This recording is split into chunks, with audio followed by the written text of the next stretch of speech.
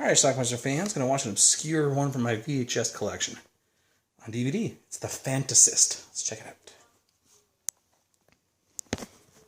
The movie starts out with a guy making weird phone calls. Not quite sexual. But I keep telling you, I'm the light in your jade green eyes when the sun bursts through and turns our stone grey city into...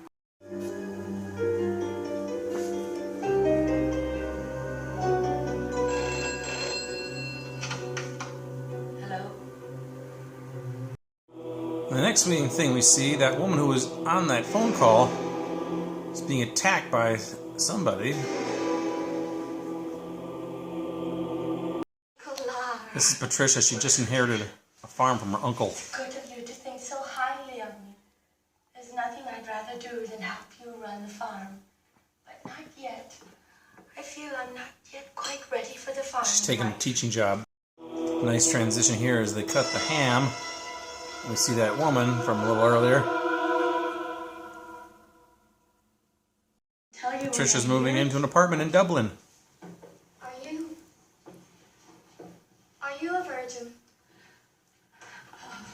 Are you? Well, yes, I am. That's the real band, Level 42, playing in a club. Timothy Bottom's there.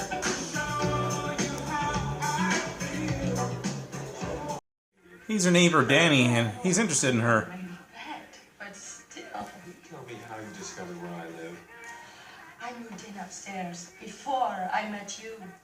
She dates some weird men. I'd be very grateful if you'd let me rub your tummy. Whatever for? It's very soothing. When I was a little boy, I suffered from wind. So my mother would put me lying on my back in bed and rub my tummy for hours. She's also kind of interested in Danny. How did you know? I could have gone earlier. You have the air of a contented... They have received disturbing anonymous telephone calls during the last few weeks. They have reason to believe that the murder of Kathleen Buckley may be linked to another as yet unsolved murder. While she's over at Danny's house, she overhears him making calls. Erotic wrinklings of your crotchless panties. Why crotchless panties, you may in your innocence ask? Well, if they were crotchless, how could I have you while you're waiting for the traffic lights to change? Don't want to. She interrupts the call. It's just a crazy panty fetishes. Hello? He claims that he was talking to his wife, that's a little game they play. Well, the man can't make a phone call to his own wife. What the hell's the world coming to? Did she know it was you?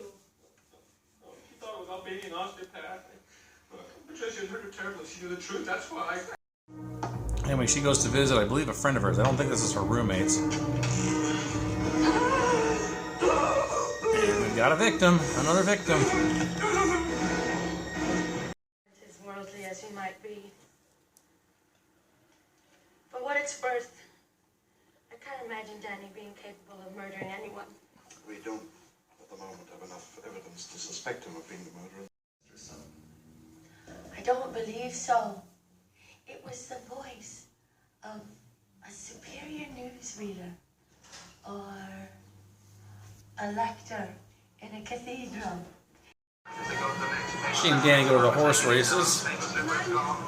She has this kind of weird on-again, off-again relationship with him. I can't figure it out.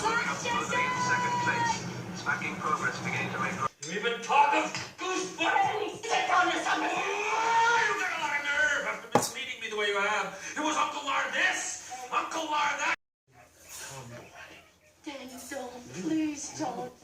Please don't say that.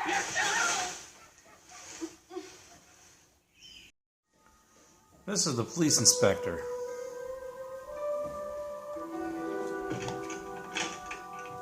Why have you locked the door? She's visiting his studio. I really think I should go now. He's going to want her to pose. Of course. But before you go, I want to take a picture of you as La Morphis. The lady in the picture over the bed. A photograph of you in that position. I'm certain your naked body is even lovelier than hers. Oh, no. Please. I'm not at all beautiful naked. Nonetheless, she appeases him. Inside, you're very, very frightened, but you're too proud to show it. And I admire that. Then he starts playing drums on her bare butt.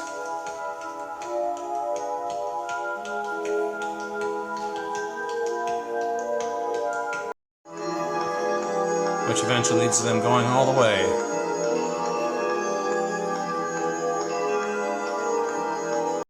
She's able to flee after that, and then she decides she's going to leave altogether. She writes a note to the police. Dear Sergeant. But somehow the dude knew she was going to be on the boat, and he showed up. Patricia, trifle with me.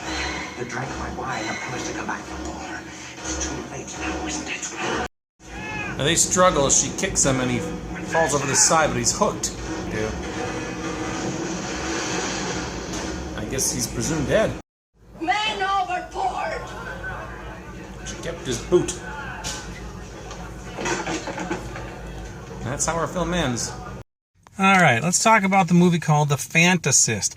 This is the box art that was on the VHS tapes back in the 80s. This is a legit DVD. It's don't watch a whole lot of legit DVDs anymore, a lot of DVDRs, but this one's real. This movie came out in 1986. I think I copied it and rented it and copied it at that time. I don't know if I watched it then. I may have watched it later on. I do know I did watch it at least once. Nothing really stood out about it that I can recall, and as I watch it today, I can see why. I found this movie boring. It was directed by Robin Hardy, who directed The Wicker Man in 1973, I think, and he didn't direct anything else until this one, and he's only done one other movie since then, too. It's called The Wicker something else. Wicker Tree, I think it was, which came out in 2011. So he directed 3 movies. This was the middle one. So The Wicker Man is quite a popular film, so I think people really do like, or at least were interested in this movie.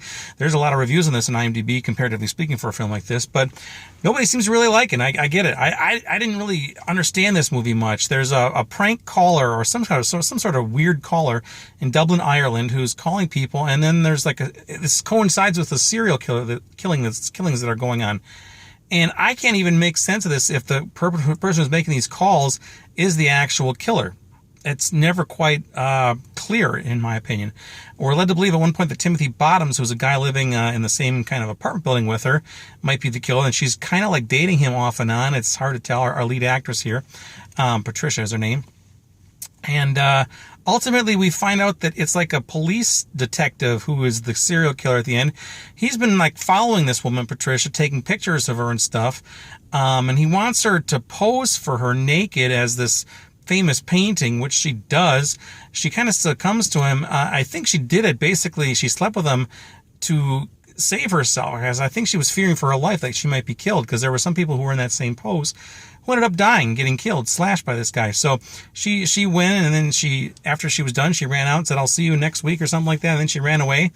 Later on, she sent a letter to the police saying, "Your detective is the real killer here." Then she was going to leave and go out of the country or something. I don't know. She's on a boat at the end, and the police inspector guy shows up, takes a knife on her, and is attacking her. He ends up falling overboard with a little help from her, although he didn't fall very far, so I can't imagine he even got hurt, really.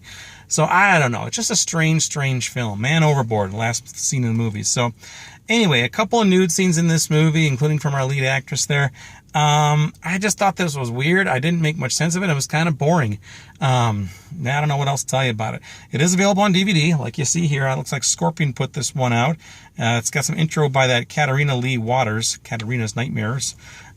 Katarina's Theater Nightmare. So you can get this pretty cheap, actually, 11, 12, 13 bucks or so. I'll leave a link on Amazon down below if you're looking for it. But again, I don't really care for it. I just thought it was kind of slow. So anybody else seen The Fantasist? Let me know. Leave some comments. Tell me I'm wrong if I'm wrong, or agree with me. I'd prefer that. Watch it. Bye.